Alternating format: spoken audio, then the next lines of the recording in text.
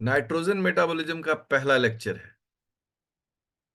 आज हम लोग नाइट्रोजन मेटाबॉलिज्म जो कि प्लांट्स में पढ़ना है उसको देखते हैं। तो हमारा जो हेडिंग है वो है नाइट्रोजन मेटाबॉलिज्म।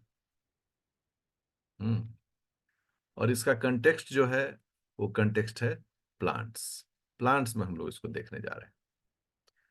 तो इसका सेलुलर लेवल पर, जीन्स के लेवल पर, बायोकेमिकल रिएक्शंस के लेवल पर और जेनेटिक रेगुलेशंस के लेवल पर इसको डिस्कस किया जाएगा। हम सब जानते हैं कि कोई भी लिविंग बॉडी है, कोई भी लिविंग बॉडी, कोई भी लिविंग बॉडी में चार जो होते हैं वो बड़े प्रिंसिपल एलिमेंट होते हैं: कार्बन, हाइड्रोजन, ऑक्सीजन, नाइट्रोजन। ठीक है। चाहे वो ऑटोट्रॉफ हो, चाहे वो हेटरोट्रॉफ हो, चाहे डिकम्पोजर्स हो, सबको ये चाहिए।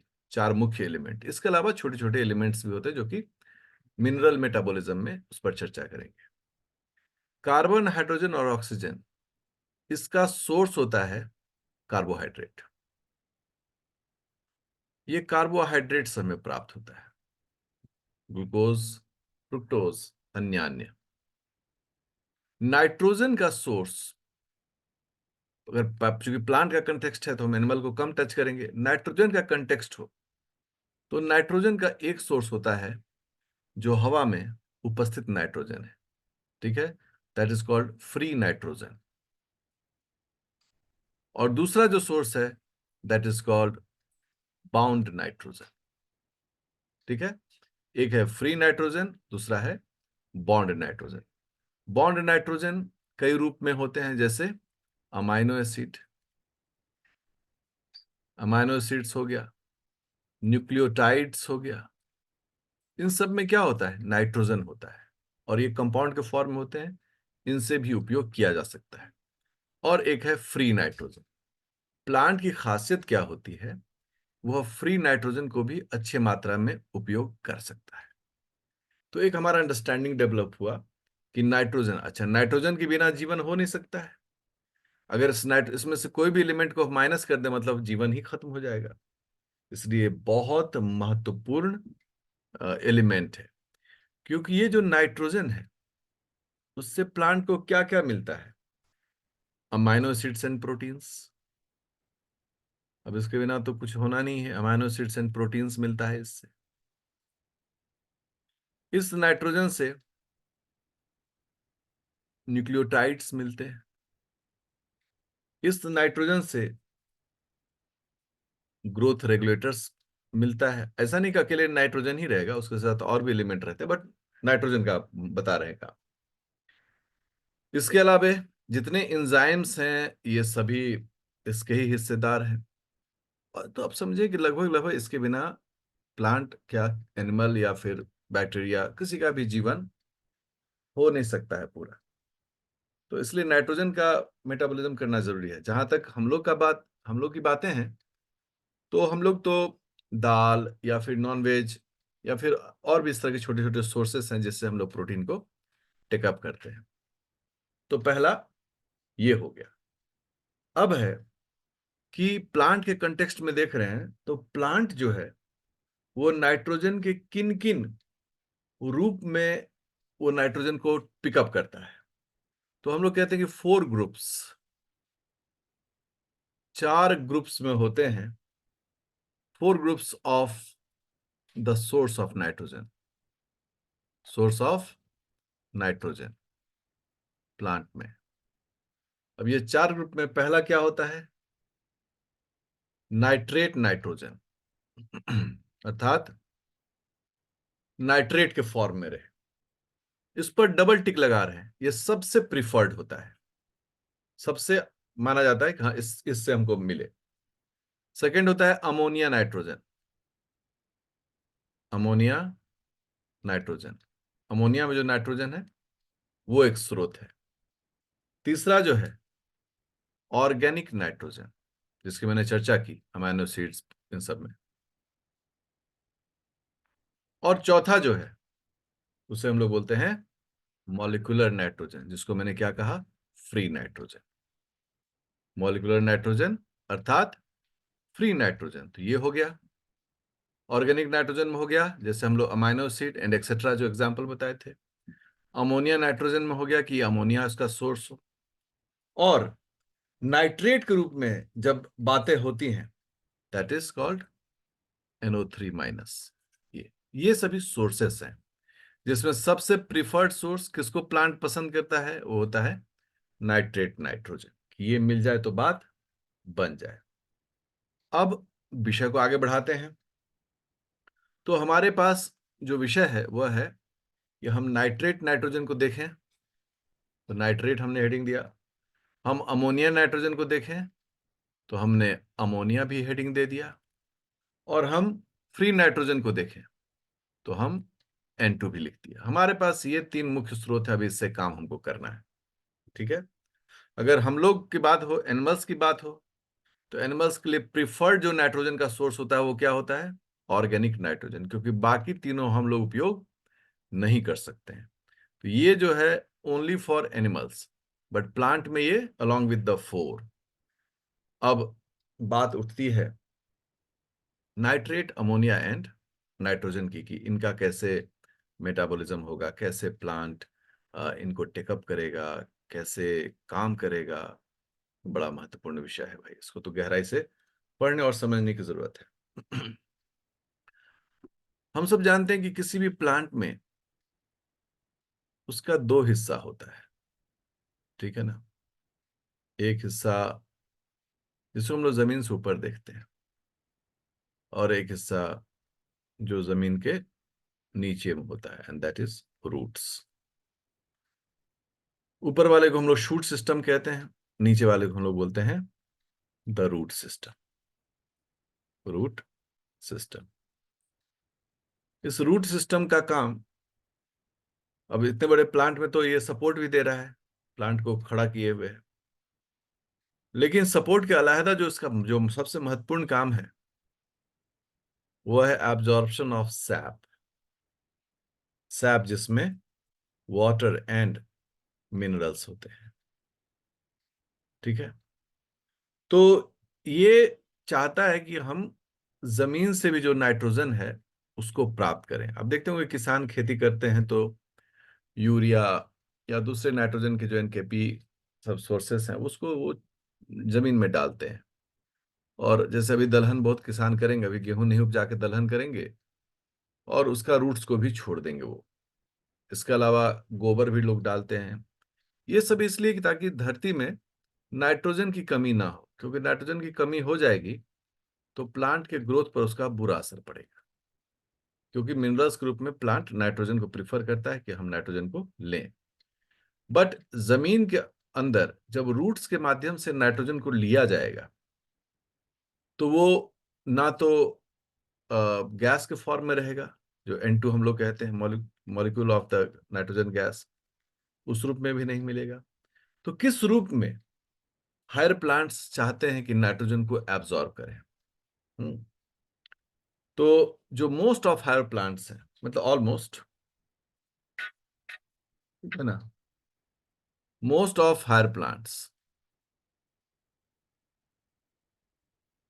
मोस्ट ऑफ हायर प्लांट्स किस रूप में नाइट्रोजन को एब्जॉर्ब करते हैं? एब्जॉर्ब नाइट्रोजन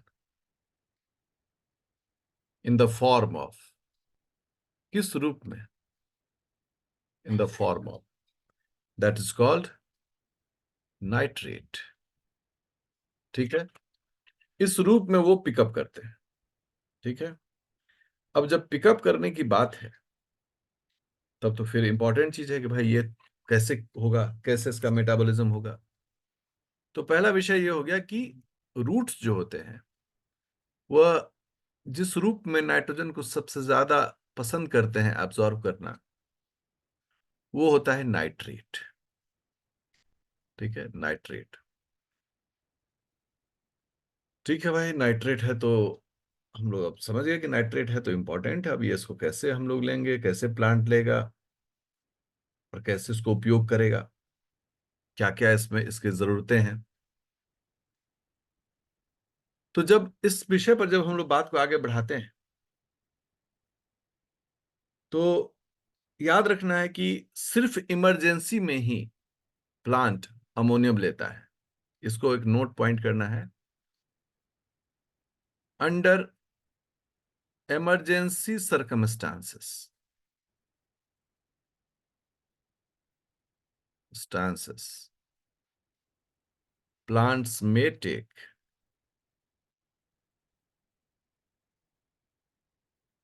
ammonium, बट ये क्या है? इमर इमरजेंसी, GENCY, इसको करेक्ट कर लेंगे, इमरजेंसी, ठीक है ना। तो उस कंडीशन में प्लांट अमोनियम लेता है, अदरवाइज वो हमेशा नाइट्रेट को ही प्रीफर करता है, ठीक है। अब सेकेंड पॉइंट है इसमें कि नाइट्रेट को लेने के बाद वो उसको अमोनिया में कन्वर्ट करता है। जब प्लांट नाइट्रेट को ले लिया तो वो उसको फाइनल प्रोडक्ट में अमोनिया, और चूंकि अमोनिया टॉक्सिक हो सकता है तो फिर अमोनियम, इस तरीके से वो बदलाव करता है। अर्थात पिकअप करने के बाद वह उसको कोशिश करता है जल्दी से जल्दी, नाइट्रेट है तो उसको पहले नाइट्राइट में बदले, नाइट्राइट, फिर अमोनिया, और फिर अमोनियम। यदि वो चाहता है कि जल्दी से जल्दी इस प्रक्रिया को पूरा करें, और तब फिर उसका सदुपयोग वो स्टार्ट करता है। This is very important to understand. ये पूरी प्रक्रिया का पालन किया जाएगा। अब ये जो पूरी की पूरी प्रक्रिया है, ये जो प्रक्रिया है, इसे हम लोग बोलते हैं reduction reaction. Reduction, reduction reactions, ये पूरी प्रक्रिया रिडक्शन रिएक्शंस है। और इसके लिए जरूरी है, क्या जरूरी है, क्या होना चाहिए इसके पास? पहला, एनर्जी होना चाहिए, और दूसरा, रिस्पायरेशन होना चाहिए वहां पर। ये दोनों अगर हो रहा हो तभी ये सही है। देखो कई बार क्या है, अभी तो आप लोग इसको शुरू ही किए हम लोग, आप देखेंगे कई कंडीशंस इसमें डेवलप करते हैं कि सब कुछ है फिर भी वो काम नहीं कर पा रहा है, क्योंकि कुछ और रिक्वायरमेंट्स है। अगर वो फुलफिल नहीं होगा तो निश्चित रूप से वो रिएक्शंस को कंडक्ट नहीं कर पाएगा। तो ये भी समझना है कि इसको, इस कार्य के लिए, रिडक्शन रिएक्शंस करने के लिए एनर्जी और रेस्पिरेशन की जरूरत पड़ती है। अब एनर्जी, एनर्जी के रूप में हम लोग मान लो, एनर्जी तो चाहिए ही चाहिए, एनर्जी के सोर्स के रूप में हम लोग मानते हैं कार्बोहाइड्रेट को। कार्बोहाइड्रेट्स का दो फायदा है। पहला फायदा है, ये प्रोवाइड करता है carbon skeleton, carbon skeleton, skeleton to make other biomolecules. दूसरे बायोमोलिक्यूल्स को बनाने के लिए ये कार्बन स्केलेटन प्रोवाइड करता है, जैसे अमाइनो एसिड बनाना हो, न्यूक्लियोटाइड्स बनाना हो, कुछ भी और भी, फैट बनाना हो। और दूसरा है एनर्जी सबस्ट्रेट ही है। इससे हम लोग कैलोरी भी निकाल सकते हैं। तो भाई तो बड़ा महत्वपूर्ण विषय हो गया कि ये दोनों प्रक्रिया जो है यहां पर होने वाली है। अब जैसे लोगों ने क्या किया, एक्सपेरिमेंट किया। देखिए प्रयोगशाला वाली बातें हो गई कुछ। एक्सपेरिमेंट किया कि हमको रिडक्शन करना है, reduction of nitrate to ammonia, ठीक है, यही प्रक्रिया है। लोगों ने देखा कि अगर डार्क है, अंधेरा है, तो कार्बोहाइड्रेट का लेवल लो है। कार्बोहाइड्रेट का लेवल क्यों लो होगा? क्योंकि फोटोसिंथेसिस नहीं होता है, इज लो। और इसका नतीजा क्या हुआ है? ये जो प्रक्रिया है ये प्रक्रिया भी लो हो गया, ये जो प्रक्रिया वो भी लो हो गया। जबकि लाइट में कार्बोहाइड्रेट बनता है फोटोसिंथेसिस से, इज हाई। तो लोगों ने देखा कि ये हाई होने के कारण ये भी रिएक्शन जो है वो तेजी से हो रहा है। तो इसका मतलब साफ होता है कि कार्बोहाइड्रेट अगर भरपूर मात्रा में हो तो बहुत अच्छे से ये रिडक्शन प्रोसेस होगा, और अगर कार्बोहाइड्रेट बहुत कम कम मात्रा में हो तो ये प्रोसेस बहुत अच्छे से नहीं होगा। This is clear cut concept of the thing है। कार्बोहाइड्रेट्स रहेगा तो रिस्पिरेशन करेगा वो प्लांट, उससे एनर्जी मिलेगा और कार्बन स्केलेटन भी मिलेगा, जैसे हम लोग अल्फा कीटो एसिड्स बोलते हैं। कैसे बोलते हैं? Alpha keto acids, pyruvate acid. और उधर क्या है कि नाइट्रेट था, उससे अमोनिया बन गया। अब ये अमोनिया, एक अमोनिया, दूसरा एनर्जी और तीसरा कार्बन स्केलेटन, सब मिलकर क्या बनाया? अमाइनो एसिड्स बनाया। आखिर नाइट्रोजन मेटाबॉलिज्म का असर तो यही होना है ना कि एक प्रोडक्ट बने। तो ये इस प्रकार से ये मेटाबॉलिज्म जो है उसका उपयोग होता है। अब जब मुद्दा आगे बढ़ता है तो मुद्दा होता है steps of nitrate reduction, steps of nitrate reduction. बहुत अच्छे से इसको सीखना है कि नाइट्रेट का रिडक्शन कैसे होगा, कैसे ये काम होता है। इसमें जो सबसे पहला स्टेप होता है, स्टेप 1, वो होता है reduction of nitrate into nitrite. इसमें 3 है, इसमें 2 है। यह है नाइट्राइट। स्टेप 2 होता है, वो होता है रिडक्शन